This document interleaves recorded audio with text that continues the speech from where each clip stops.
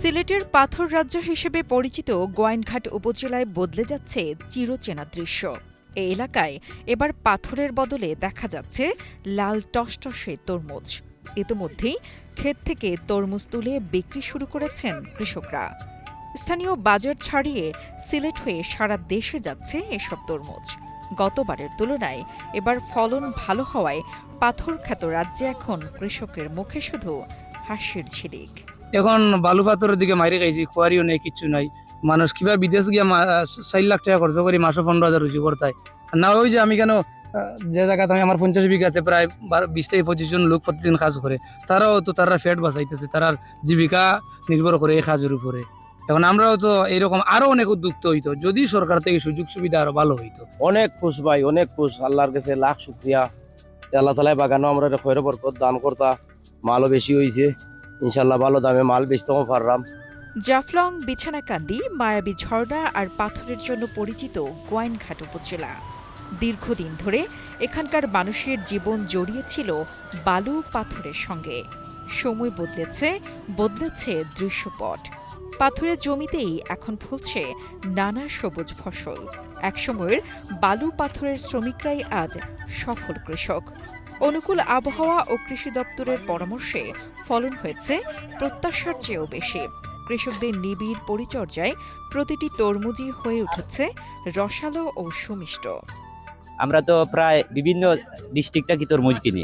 এই বছরের প্রথম সিলেটের গোয়াইনঘাটের উপজেলায় প্রথম আজকে তরমুজ কিনলাম। মিষ্টি একটা তরমুজ হাদিয়া খাইলাম, প্রচুর মিষ্টি। বাংলাদেশের মাঝে সেরা মিষ্টি হইল সিলেটের তরমুজ। সিলেট জেলার গোয়াইনঘাটের তরমুজ খুব ভালো মিষ্টি, মধুর মতন। খাইছি, খাইয়া কিনছি, আলহামদুলিল্লাহ অনেক ভালো। বিভিন্ন জায়গাতে মাল সাপ্লাই দেয়। জীবনের সব আয়োজন এখানে একসাথে। জানা গেছে চলতি মৌসুমে এ উপজেলায় তরমুজ চাষ হয়েছে প্রায় 21,000 বিঘা জমিতে, যা গত বছরের তুলনায় প্রায় দ্বিগুণ। উপজেলার পূর্ব ও পশ্চিম আলীরগাঁও, পূর্ব জাফলং, বিছানাকান্দি সদর এবং পিয়াই নদীর তীরবর্তী মাঠে বাম্পার ফলন হয়েছে। ভালো ফলনে কৃষকদের মুখে হাসি ফুটলেও এই হাসির আড়ালে লুকিয়ে আছে দীর্ঘশ্বাস। হাওর বেষ্টিত জনপদে যোগাযোগ ব্যবস্থা বেহাল, সেচের জন্য পানি কম এবং আধুনিক কৃষি যন্ত্রের অভাবে চাষাবাদ ব্যাহত হচ্ছে। বাম্পার ফলন সত্ত্বেও বাজারজাতকরণ নিয়ে কৃষকদের কপালে চিন্তার ভাঁজ। তরমুজের চাষ আমি 32 বিঘা করছি। এখন আশা করতে আছি এবার মনে করেন খরচ গিয়ে মনে করে 20-25 লাখ টাকা আমি পাবো। যদি সরকারে যদি আটটু আমরা এই যে প্রণোদনাটার মাধ্যমে যদি একটু বাড়াইয়ে দিত, তো মনে করেন এই যে মিশিং আছে, কিছু ওষুধের দিকে আছে, কিছু সারের দিকে যদি আমরা একটু লক্ষ্য করতো, আমরা আরো বেশি করতে পারতাম। কৃষি কর্মকর্তারা বলছেন আবহাওয়া অনুকূলে থাকায় এবার ফলন ভালো হয়েছে। হাওরের উর্বর মাটি আর কৃষকদের পরিশ্রমের ফলে ভবিষ্যতে চাষাবাদ আরও বৃদ্ধি পাবে বলে আশা ব্যক্ত করেছেন সংশ্লিষ্ট কর্মকর্তা।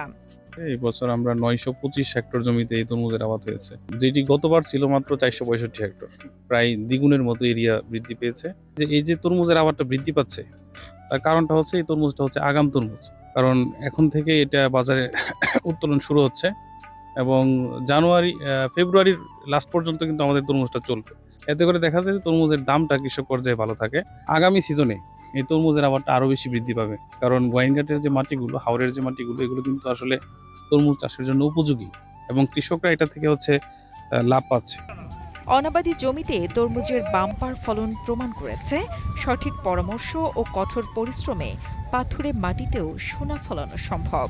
পাহাড়ের এই অঞ্চলে তরমুজের বিপ্লব শুধু কৃষকের ভাগ্য নয়, সিলেটের কৃষি অর্থনীতিতেও যোগ করছে নতুন সম্ভাবনা।